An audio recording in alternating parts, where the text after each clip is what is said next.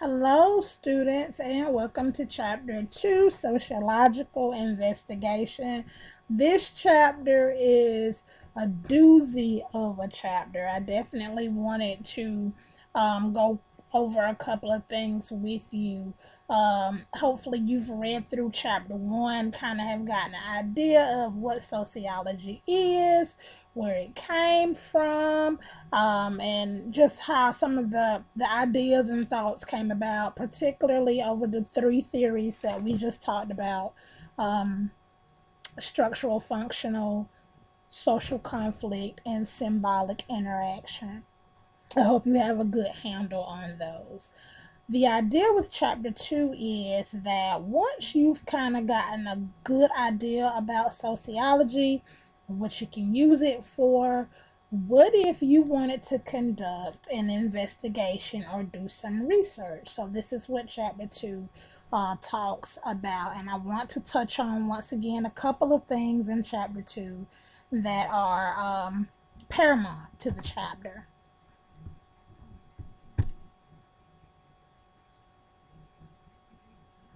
Give it a minute there. Okay. There are several truths in sociology. The first one is what we believe. We all have a truth about different things. What you believe, whatever your religion is, that's what you believe in. There's also the truth of recognized experts like doctors and physicians, for example.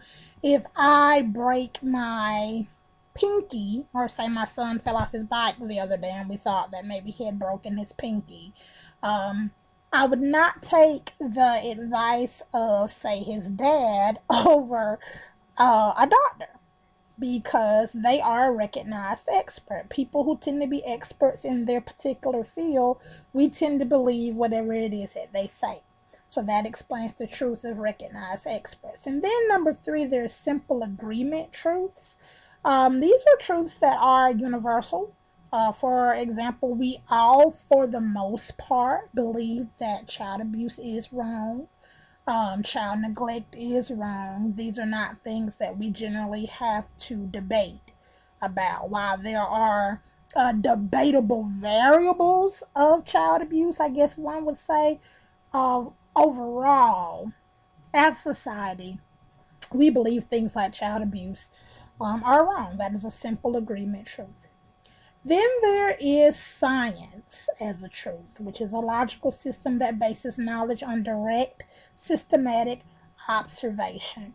This knowledge is based on empirical evidence. Now, our book identifies empirical evidence as information we can verify with our senses.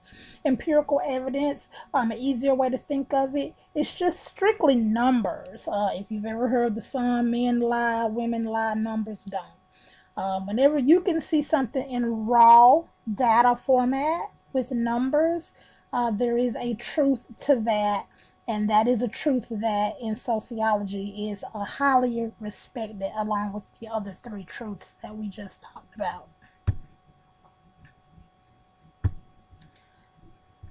We go back here. Remember, we talked about the sociological perspective challenging the way we thought about the patterns of particular things? Well, scientific evidence does the same, and it has the numbers to back it up. So, once again, while we can believe things and we can have different perspectives about it, whenever you do research and you have empirical evidence, the numbers tell the tale. It says here, as adults, we need to evaluate more critically what we see, what we read, and what we hear.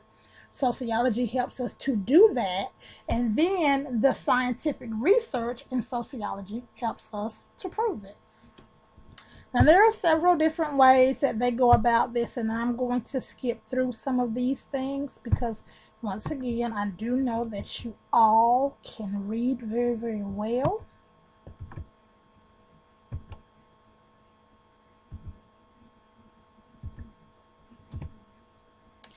I want to stop right here and talk about interpretive sociology.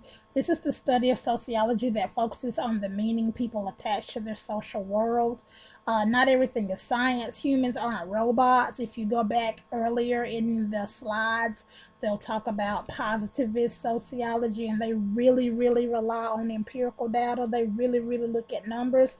But we all know that everything is not all about numbers. There are ways that you can measure different aspects of sociology where you don't necessarily have to use numbers. Interpretive sociology is different from the positivist in four ways. It says here that positivists focus on action, interpretive focus on understanding of action. Positives say that reality is objective, meaning that it's pretty black and white. Once again, looking at those numbers. But an interpretive sociology believes that reality is subjective. Depending on how you feel, may be different from how someone else feels. It's all up to interpretation. Positivists favor quantitative data. This is a very important. Quantitative data are numbers. They look at the numbers. Interpretive favors qualitative data, which are feelings or ideas. Consequently, positivist is best suited for research in a lab because, numbers kind of go with labs. And interpretive is best suited for social interactions because remember, we're dealing with qualitative stuff with our interpretive sociology. Okay?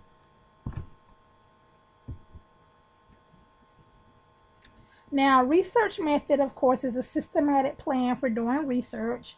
There are four commonly used methods: experiments, surveys, participant observation, and using available data.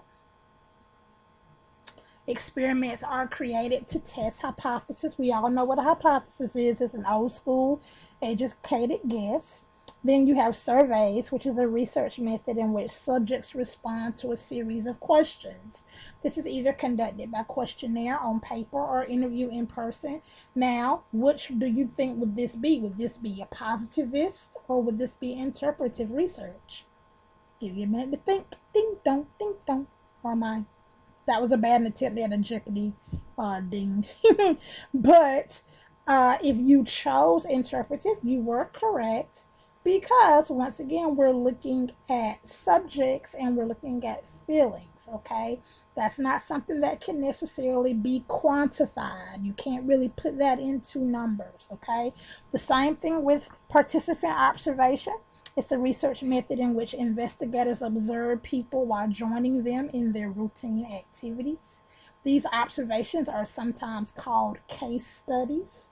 There is one very important one in your book that talks about the Zimbardo experiment, which you will be doing one of your ABs on. So go ahead and take the time to look at it and, read up on it so you'll be prepared. Okay, and finally, there are 10 steps of sociological investigation. You want to first identify the topic that you want to study. What have others already learned about the topic? What are your questions about said topic? And what will you need to carry out your research? Are there ethical concerns? And this is a part of your discussion this week. Depending on what topic you choose, you have to understand that there may be some ethical concerns with it. Now, I will give you a hint because that is, once again, a part of your discussion questions. But for example, if I am interviewing, let's say, women who have been victims of sexual assault, an ethical concern that we may have about this investigation is, can we use the names of those women when we're reporting our findings? Absolutely not, because it is such a sensitive matter. We don't know if these women are willing to share their names. They may be willing to share their stories, but they may want to remain anonymous. So you have to always consider, whenever you're getting ready to research or do investigation, whether or not you have ethical concerns. Okay, what method will you use? And you'll go back and look in your PowerPoints and decide which method you'll use. How will you record your data? What does that data tell you? And then what are your conclusions? Finally, how can you share what you've learned based on the research that you've done? It is my hope that you will tackle maybe an issue in society that you find puzzling or troubling, and maybe use these 10 steps of sociological investigation to maybe create a solution or answer to that problem that that you see in society, because it's very important to have academic research so that we can go back and read in the future and say, hey, this was how they decided to do something, this was the idea that they came up with. It really helps in the realm of scientific research as it relates to sociology. Okay, so take a moment to once again read through chapter 2. Go back and listen to this video to see about the certain things that I touched up upon, particularly about the ethical concerns. If you're having trouble answering your discussion question, that kind of will give you an idea of the direction you want to go. And let me know if you have any questions. Okay, great.